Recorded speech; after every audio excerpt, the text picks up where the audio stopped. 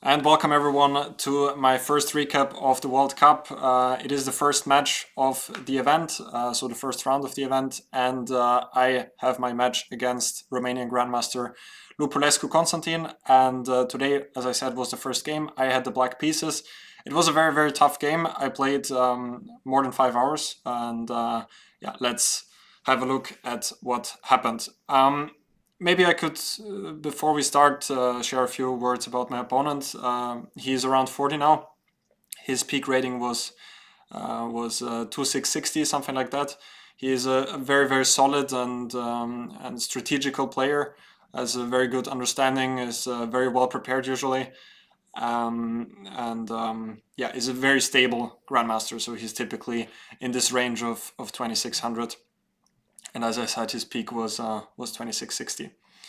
So he played e4 in that game. Obviously, I'm not gonna say so much about the opening stage since maybe we're gonna play a tiebreak, and who knows, maybe my opponent is gonna watch this recap as well. So I will not lose too many words about the opening stage. He played the fried liver attack with knight g5. I followed the main line with d5, e takes d5, knight a5.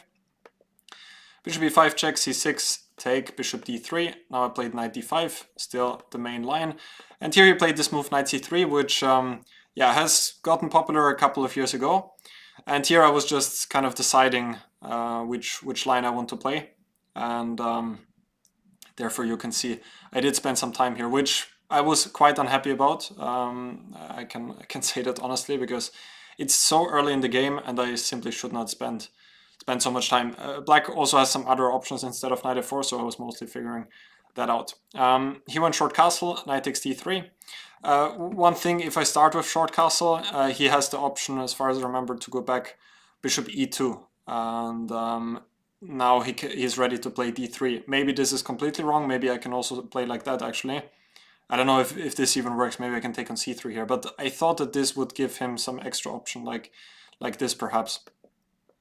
So I traded on d3, went short castle, now rook to e1, and here I played the move c5. I remembered some game by AlphaZero here against Stockfish, and I think Stockfish took on e5 and got pretty demolished in this type of position here, because the two bishops are just very strong, so white should, I believe, not take on e5 here. Instead, Lupulescu played the most principled move, b3. I played f6. You can also see I spent a couple of minutes here. I was still aware of some of the theory here, but yeah, I should probably not get into too much detail at this point. I went f6, now protecting the pawn on e5, bishop a3. Here I played bishop f5. I was here considering both bishop f5 and bishop g4, and actually both of those moves are not the best in this position. I think the computer, I just quickly went through the game, gave the move knight b7 here first to be able to counter knight e4 with bishop e7. And now the pawn on d3 is hanging. I was generally thinking about some position like this, and I thought, I don't know if I was missing anything now along the way, but I thought something like this should be quite a comfortable draw for black. But I thought that I could also get that with bishop f5, or at least something similar. He went knight to e4, now knight b7, and here he played the very strong move knight h4, which I very much underestimated. I was mostly counting on rook c1, and here I thought I have some options, like, for example, I could go back bishop e7, I could go a5, and generally what would happen here is yeah, exactly what we saw earlier, that I thought here I could even take with the bishop, maybe e4 could be an idea, and I thought it should be quite manageable for me to hold this. But he went knight h4, bishop e6, queen f3, and here apparently bishop e7 is a mistake, after which I'm already in quite some trouble. Computer gave queen a5 here as the best move, but I thought that bishop e7 is natural, just stepping out of this. If queen a5, what happens after knight takes f6, rook f6, queen b7? Ah, can I just go rook b8? I was thinking about something along those lines. Well, maybe I can also go rook f8 and then take on f2. Also d2 is hanging, so yeah, this shouldn't work for white. Maybe something like this, and if bishop b2, I could even take on d2. Yeah, but still white could go back bishop b2, and he should still be a bit better at this point, I guess. So I went bishop e7. He played knight f5. Apparently this is not the best move. What did we miss here? Knight g3 is even stronger. Yeah, that's quite difficult to see. I guess if bishop d5, he just wants queen g4 and then knight f5. Yeah, that's not so easy. Because also after knight f5, the move he played quite quickly, very logical. I sort of have to take on f5. I mean, I was thinking for a second to play rook f7 here with the idea of bishop f8, but it just looks incredibly wrong at this point. And there was also one concrete problem. Actually, it was not here. Instead of bishop e7, I thought of rook f7 with the idea to go back to f8 immediately. But here, I thought the issue was that he could go for d4. Maybe not the only issue at this point, but now I cannot take cd4 because the rook on a8 is not protected anymore. So here he can just win a free rook.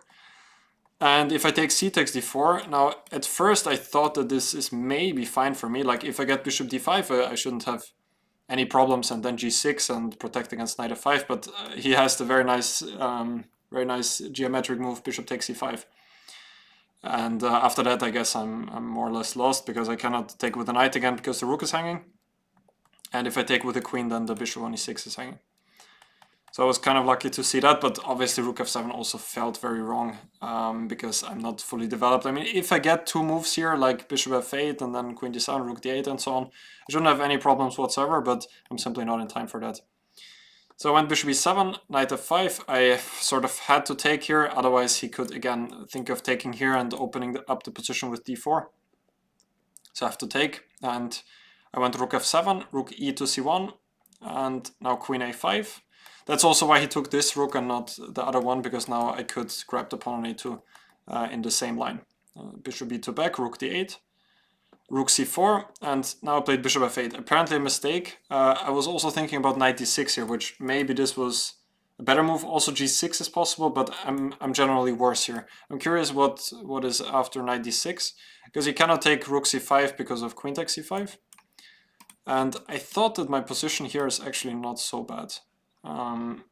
But apparently it is. He can play bishop c3, and if I go queen b6, he just plays rook e1, rook e3. I mean, I thought I would gain back this pawn on d3, and my position looks very solid. Like this is quite difficult for me to understand. But probably at some point he's also going to start the kingside attack. I mean, he has both rooks. There also rook a4 is one idea. Still, that this is so lost. Like computer here is giving plus 1.7. Which yeah, surprises me a bit, but what can I do? I'm not that good, I guess, as the engine.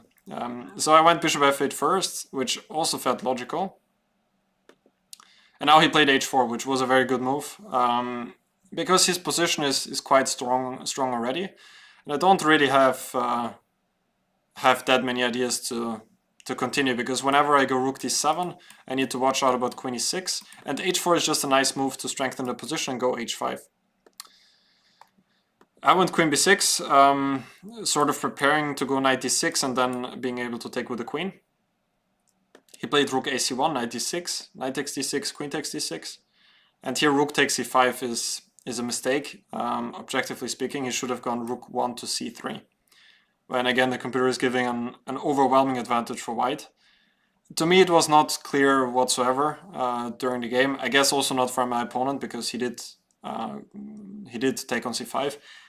Black's position looks solid, yeah. Like even if white goes h5, of course I'm in trouble, but it's not clear how white can break through so easily in this position. And the pawn on d3 is always going to be weak here. But of course, the pawn on c5 as well, so it's obvious that white should be better, but that it's such a big advantage, I did not expect. So he took on c5, now I took on d3. Generally, I thought that this option is not so great for me, because even if I win the pawn on d3, like, well, the question is how do I win it? But even if I win it, I thought white would get very fast play with b4, a4, a5, b5, and my king is always going to be a bit weak in the long run. So I didn't like that.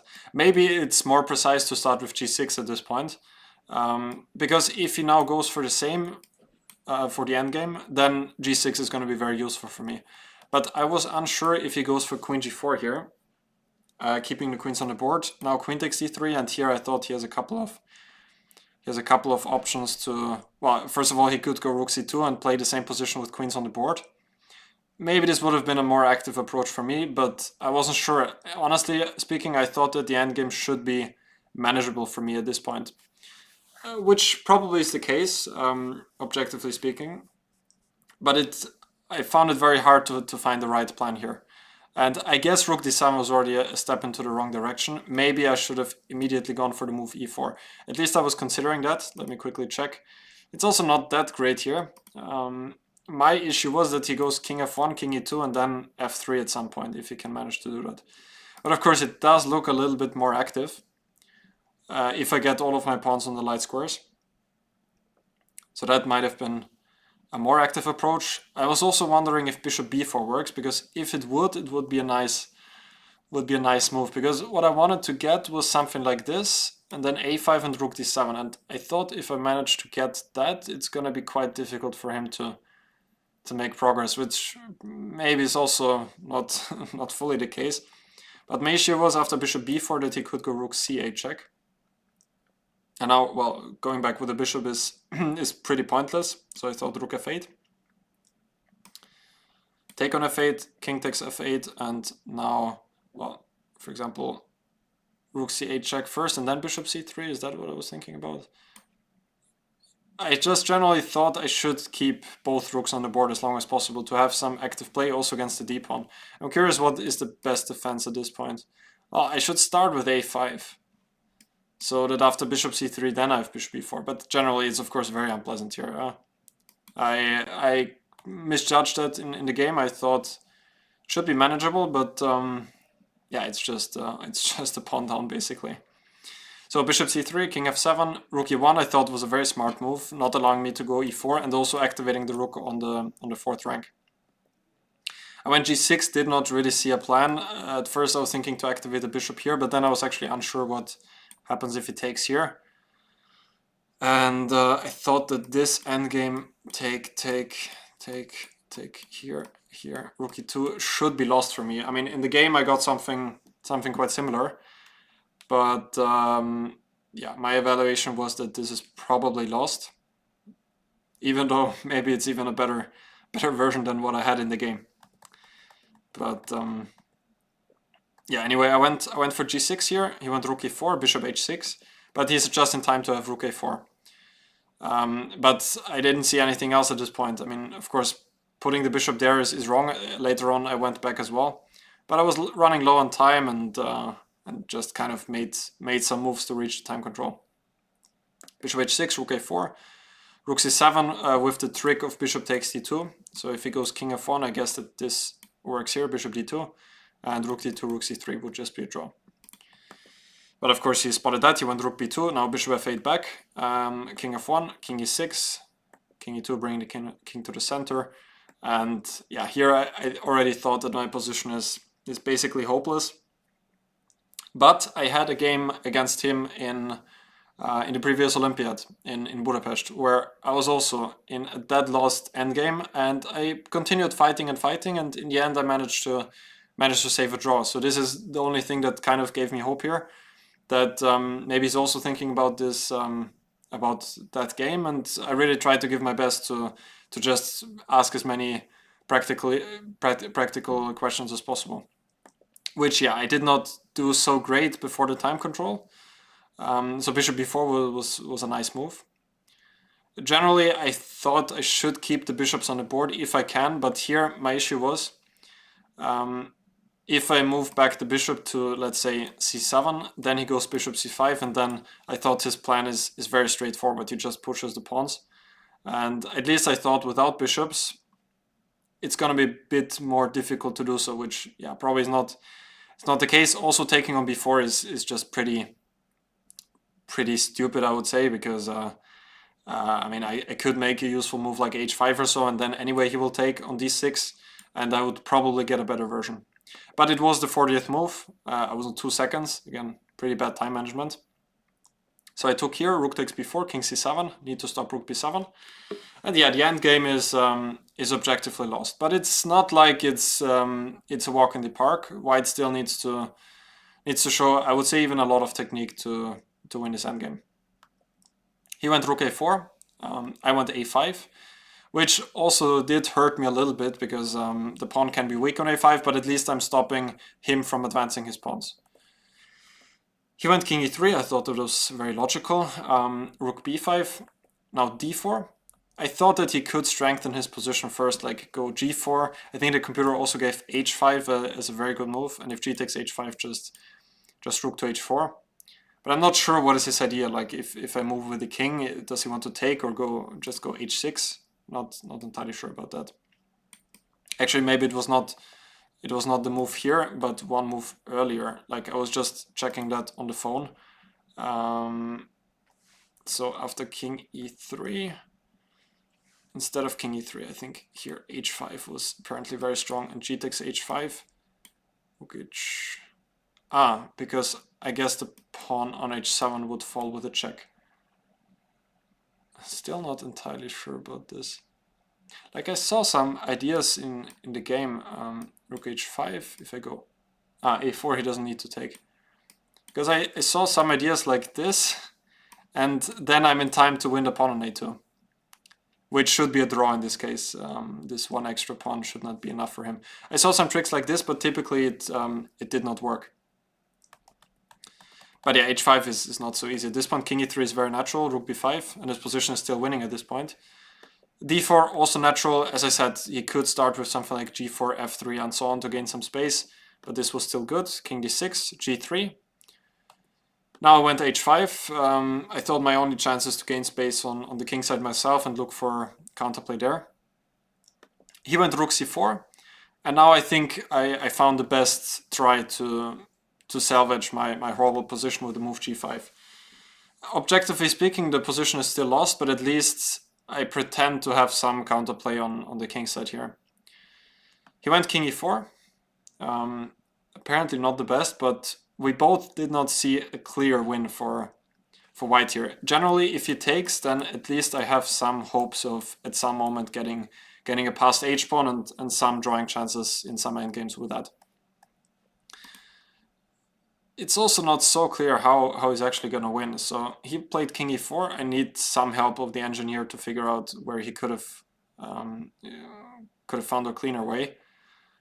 King e4, e takes d4. He went rook takes d4. King e6, f4. I thought that was very natural. It took on h4. Otherwise, if he doesn't go f4, at some moment I could have some ideas with rook f5. Obviously, I need to be careful not to run into these tricks here, which would lead to a losing pawn endgame. But otherwise, I'm not sure how he can make progress here if he doesn't go f4, because I'm just going to continue waiting. Maybe he can try to bring over the king. But if he does that now, for example, then maybe I can think of going rook f5. Maybe then he can go f4 and gets a better version. It's all not so obvious. So he started with f4, I took on h4, g takes h4, I went rook b8. Rook c4, rook b6, here we were moving around a bit, and then he went f5, which after that it's probably a draw, but I'm actually not sure if this position is winning anymore. The funny thing is, if I turn on the engine, it's like +1, but the live engine is showing +2 at this point. So if any of you guys have checked this with a strong engine, let me know in the comment section down below. I will probably not have a closer look at this game anymore today because yeah, it was quite an exhausting game. But yeah, I will do some serious analysis of this after the tournament for sure, because yeah, all of this has to be winning for white, but we both did not see the cleanest way for him, and he went f5 in this position, and after king e7 now it's already a draw, because now whenever he goes after the a5 pawn, both of his pawns on the king side are going to be weak. Played rook d5, rook b4 check, rook d4, rook b5, he repeated once, then he gave up the h4 pawn. I thought king d6 was precise, so that I always have the option to have king e5. I started with that, now I went rook f4. If this, then at least he has a check here, which actually also doesn't gain much, because that was actually not my problem. My problem was if he starts pushing the pawns. If he goes a4, take a5, it looked a bit dangerous. I wanted to have the king closer. So that's why I wanted to pick up the f5 pawn with the rook. And after he played a4, I realized that it's going to be a draw. I was still thinking what happens if he gives a check here, gives another check, and now tries something like king e3. mean, I realized that here it should already be a draw. I guess I would have gone rook f1. If king e4, I have a check. But at least now he's keeping an extra pawn for the moment. Maybe he can try that with the idea to give a check here. I mean, even here I can probably just push this pawn, and if check, king e7 back, check, king d6, and I should be too active here. Like, if he goes after that pawn, I could probably already grab the a2 or the b3 pawn. So all of this should be a draw. But he played a4, then I took, and yeah, here we repeated the moves and shook hands and made a draw, which obviously I'm extremely happy with. It was a super tough game. There were many points where I thought I would just lose pretty soon, but I did not give up, which in the end helped me to save the game. I think I defended pretty well. Of course, objectively speaking, it was lost on numerous occasions. Even though I'm still not sure what was even the best way for him. It was not so obvious, and I'm happy that I was able to to at least ask some questions after my pretty imprecise play in the middle game. Anyway, I should be happy because tomorrow I have the white pieces, and I am in the mood to exert a lot of pressure as he did today, and yeah, hopefully end the match in my favor. But of course, if the game tomorrow ends in a draw, we will head to a tiebreak, which also would give me some chances to advance to the next round. Anyway, guys, I don't have a chair here in this room, so I'm recording this from the couch. I hope the lighting is not too annoying. I could not find a better way to do it. Fortunately, I have my own light here. Otherwise, there wouldn't be nearly enough light to even record a video. If you have any tips to get rid of this this blurring stuff, which you can see now, let me know. I hope it was not too annoying while watching. Anyway, guys, thank you for watching this video. I hope you enjoyed my analysis, and I'll be back tomorrow, hopefully with good news, and hopefully not knocked out after my game against Lupulescu tomorrow at 3 p.m. Indian time. That's 10:30 Central European time, in case you're watching from there. So thank you guys for watching, and I'll see you tomorrow.